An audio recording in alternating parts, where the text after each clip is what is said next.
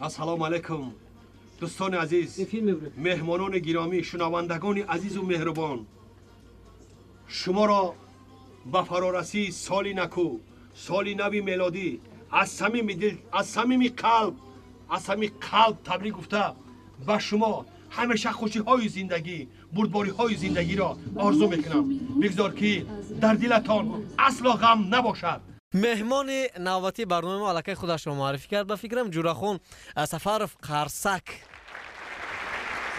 زنده باشید. خوش آمدید به برنامه.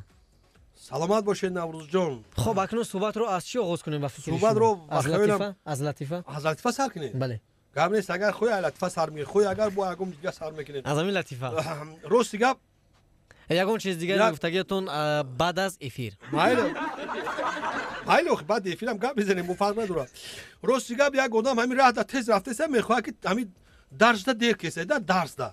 بعد همین را سواد میپرسه بعد یگم تاش میگه اکا سواد چند یک سوال نداره. یک آدم پیش قتی میگذره و میگه اکا سواد چند شده؟ وای سواد داشته او کم سواد هنو میفهمیده. و گفت اکا سواد هوز یک گفتن هوز یک انا می غوسه کی مایده اکساس کو بولوی 12 دای اونو غوسه کی دیگری شکوی تا دیگه اولی بی اکا گفت سواد کار میکنه کار میکنه گفت چی کار نمیکنه اونو غوسه کی دیگری شاسته کو اونو بولو یک دای هول اکا یا بوری کک دورکو هم قبیسو گیر میگرده کی هموش نمیسته کی بگم سواد چند. سلامت باشید بهترین. خب اکنون از دستاوردهای سال 2018 برای شما چگونه سال بود و من باور دارم که در سال 2018 باز من توجه معلومات دارم شما تجارتکار بودید، نگفتید که مغازه دارید خرید کنید. راست دیگه شما کجا فهمیدید؟ وظیفه موازده کار یک چیز کم پنو داشتن در کره.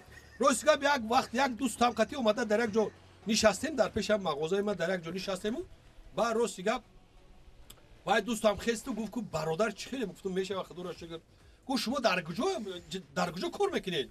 من گفتم در همینجا کار میکنم. با گفت در همینجا چه در همینجا؟ با گفت چی کار میکنید در اینجا؟ من گفتم در همینجا مغازه دارم. مغازه داری؟ ها گفتم مغازه دارم. کنی مغازه کنی گفت مغازه. بعد روز دیگه رو پاروام مغازه خودم ایستادگی بودم ده هم یک 5 متر دورای مغازه اگه خیلی اوخی بعد هم خیلی نگاه کردم طرفی چپ نگاه کردم طرفی راست نگاه کردم و گفتم مغازه ما و ها مغازه خودت گفتم منه مغازه ما منه گفتم تام بلاهی گفتم بلا گفتم چی وا اگه خواستی که مغازه هات نشون ندی من گفتم چی نگیری من مغازه تام برای همین قام تام بلاهی ما گفتم ما بلا نه ما فهمیدم که تا مغازه ما اگه چی به پول میگیری برای مغازه من نشون ندادم نشون ندادی.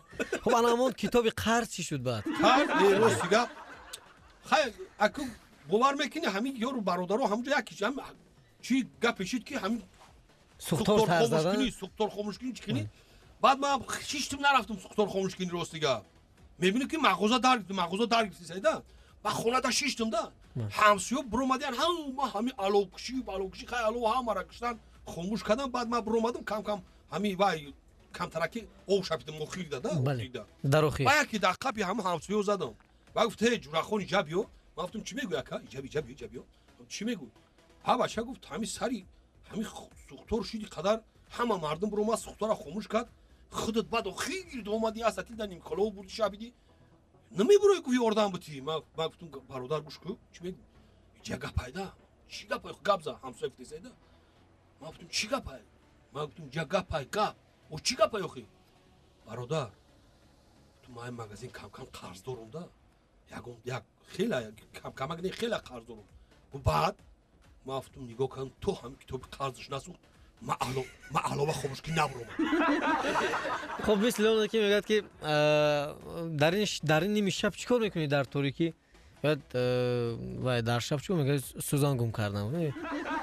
سوزان وای سوزان گم کنم کاری وای هم نیست. راست دیگه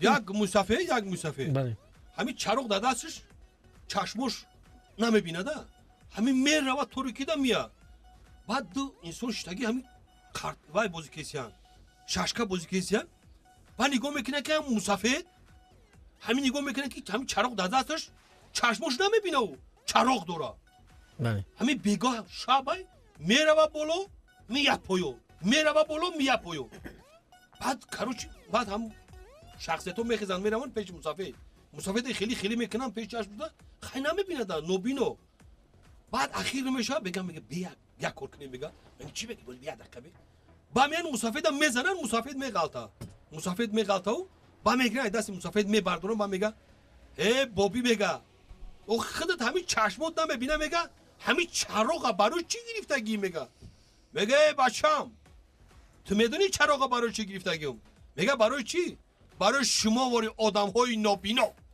سلام باشه خب این یک کسی این کودک از راه یافتید این کودک کسی راه یافتم راست اومدم که ای مکتبش برآمده است ای مکتب گرفتم که شما زنگ زده اون بلنگویا که دیگر را نزدیک کنه گم شده شما خونتون در کجاست خونتون در کجا خونه خونه ما در 46 در 46 بعد گم شده شما از خونتون کجا شده شما چرا خونتون نرفتید من گم نشدم این کی است این مرد در نظرتون دادم این پدر بیگناه رو پدر گفتن این جایز نیست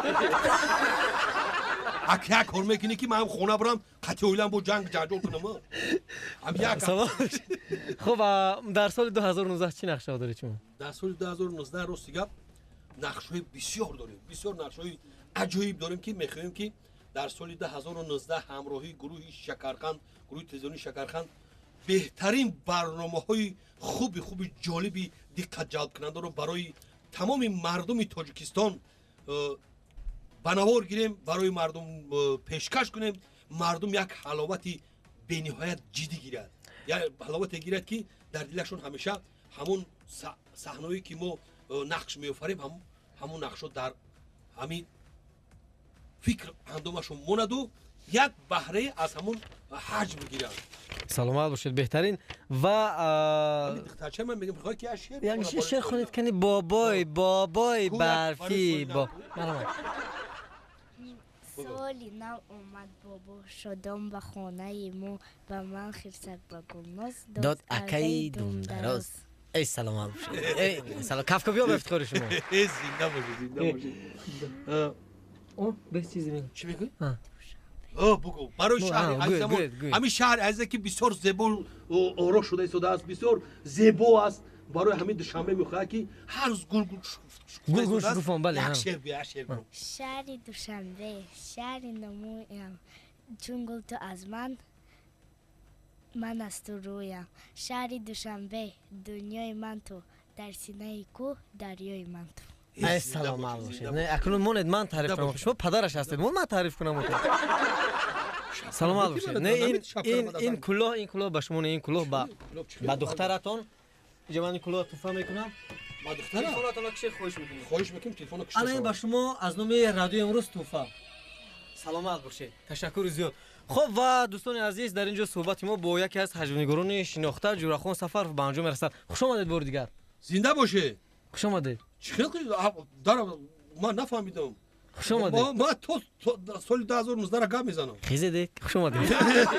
بردار عزیز من نفهمیدم موجا صحبت کنی اومده بی اوجا خوش آمدید گفتن من رو تمام نکرده خوش آمدید نفهمیدم من سلامت باشه دوستان عزیز مهمانان گرامی ما یکم این نوروز از رادیو امروز دیدم که خوش آمدید بگن آدم رو گپ زده سر کیسه اینجا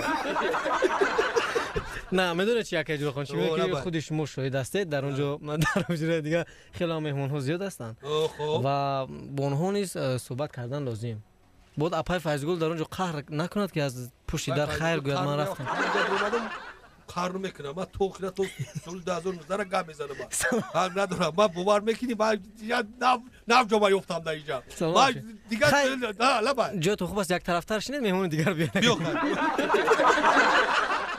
سلامت باشید خوش آمدید دوستان عزیز سلامت باشید بعد از بخش کوتاه یک شعر بگم برای حمید مرحمت تاجیکستانی عزیزی مهربانی خودم مرحمت من بابوی جان و جانان زنده ام چون امیدی روزگاران زنده ام من کیم هر لحظه میپرسی زی من تاجیکم با تاجیکستان زنده ام زنده باشید саломат هموطنان عزیز бошед و مهربان. ва чӣ гуна ки шумо ҳамин кӯдакро овардед намедонам фарзанди худатон ҳаст ё нест ин акун дар мавриди ҳамин кӯдакҳо як латифа мехоҳам бигӯям. Як мард меравад ба буғча ва мегӯяд ки